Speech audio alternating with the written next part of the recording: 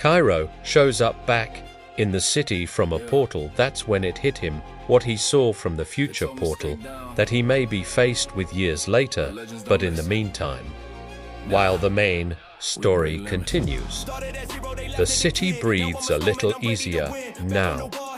It's day 4 since the first attack, but this isn't the same city. The streets are lined with barricades. The sounds of repairs echo between buildings, and armed patrols are a common sight.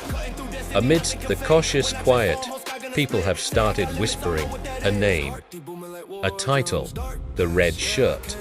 From a rooftop high above, Kairo watches the city he's been fighting for. He's different too. His stance more grounded. His breathing is controlled. No longer the ragged gasps of a kid in over his head. Behind him, his mentor observes a silent presence. "You're improving," the mentor says, his voice cutting through the morning air. Kairo's gaze remains fixed on the streets below. Doesn't feel like enough. The mentor's eyes drift past him toward the distant horizon. "It never does," he says, "until you meet someone who proves it." At that very moment, down in the train station closer, a crowd is gathering. They're all looking up as a new robot descends. This one is different from the crude machines of the past few days. It's sleek, it's plating a brilliant white and gold, and it hums with a restrained, almost elegant energy. It's a work of art, and it's about to become a weapon. But before it can make its move, before the panic can set in, a single figure steps forward from the crowd. He's young, maybe 18, with clean clothes and calm, steady eyes. His hands are tucked casually into his pockets. There's no crack wave, no visible aura. There's just présence THSURN. He raises one finger, a simple, almost dismissive gesture. Instantly, the humming from the advanced robot ceases. It doesn't explode. It isn't ripped apart or thrown into a wall. It just shuts down. It goes completely silent and powers off. The crowd lets out a collective gasp of disbelief. Oren exhales slowly, a soft cloud in the cool air, as the deactivated robot gently lowers itself to the ground. It's as if it was politely asked to stop and simply complied. Back on the rooftop, Kairo stiffens. He saw the whole thing, and his mind is racing. "That wasn't force," he says, his voice tight. The mentor nods, his expression unreadable. No wasted energy. No emotional bleed. Perfect execution. Kairo's hands clench into fists at his sides, the familiar spark of power thrumming under his skin. Who is that? He asks, his voice barely a whisper. The mentor's gaze finally settles on Kairo.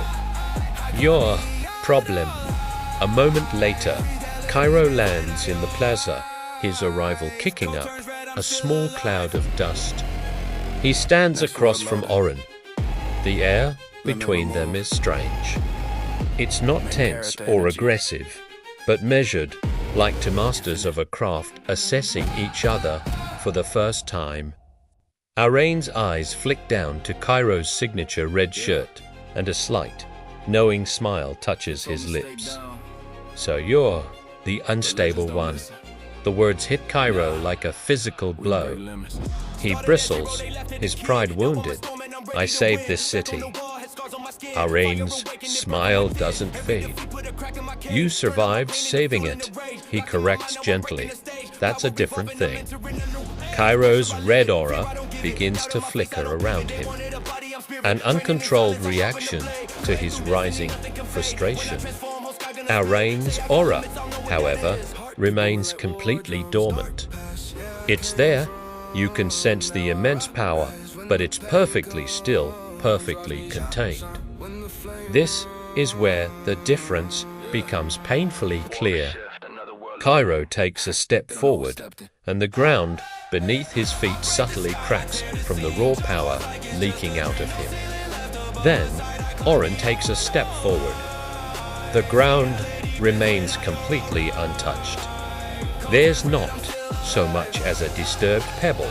Kairo, needing to prove a point, lifts a large chunk of broken debris with his power. It hovers in the air, but it trembles, vibrating with the effort and emotion he's pouring into it. In response, Oren calmly lifts a small coin from his own pocket. It floats in the air between them, perfectly still, as if resting on an invisible, solid shelf. The control is absolute. You feel everything you do, Oren observes, his voice calm and analytical. That's why you hesitate. That's why you break things. Kairo grits his teeth, the truth in Arain's words stinging more than any insult. And you don't. Es challenge. Oren meets his gaze, his eyes unwavering.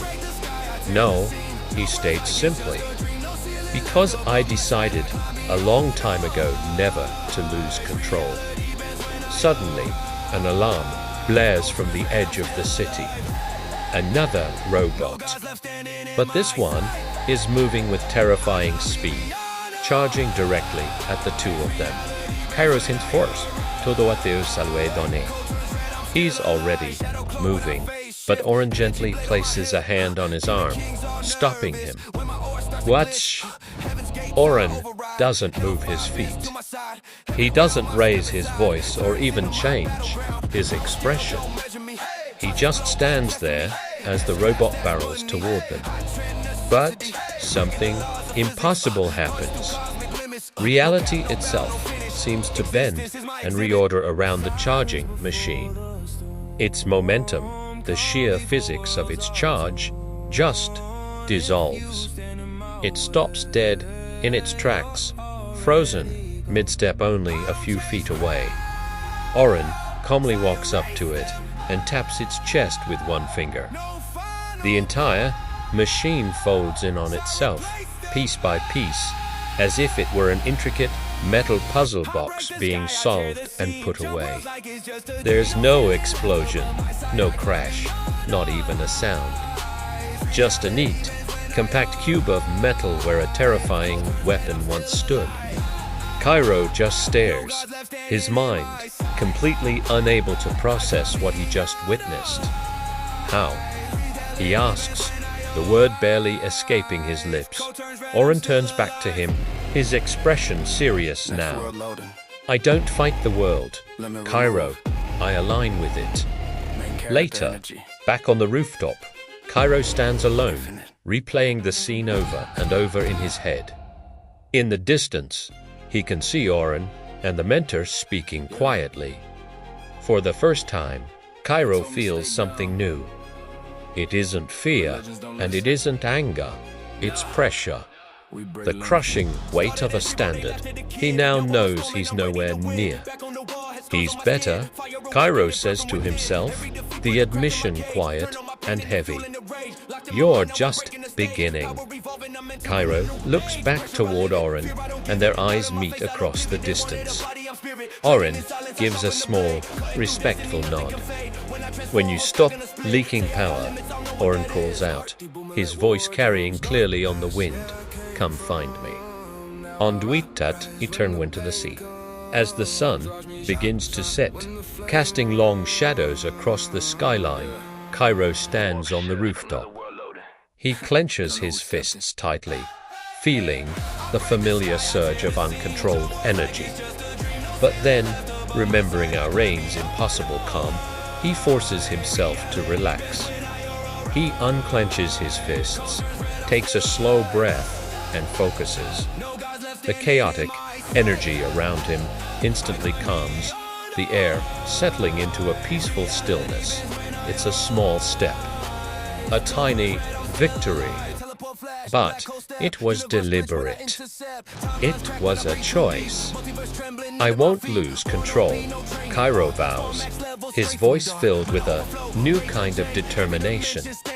A faint smile touches the mentor's lips.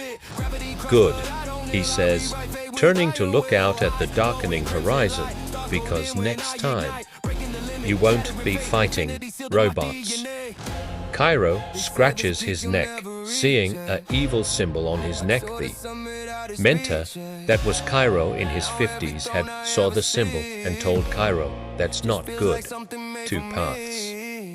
One power. Is perfection stronger than growth? That is the question that will define everything. You, the audience, know what is going to happen to Kairo. Kairo rubs the back of his neck, feels like he's with something. Kairo doesn't know he's been infected with an evil symbol on his neck. Until next time, we see Kairo with white hair and has the corruption on him that turned him evil.